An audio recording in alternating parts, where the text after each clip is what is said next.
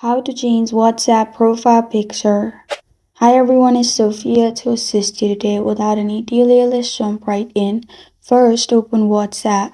You'll find this kind of screen pop up. Click on three dots located at top right corner of your screen.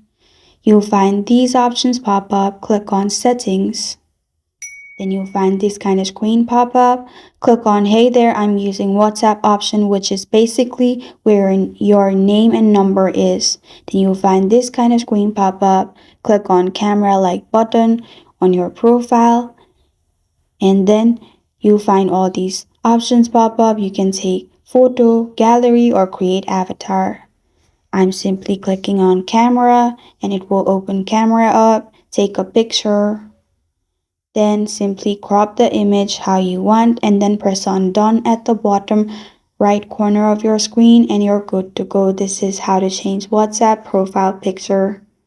Thank you for joining me today. If this video helps you out, please leave a like and subscribe for more. Got a question or want to suggest a topic? Comment below. I am Sophia signing off until next time.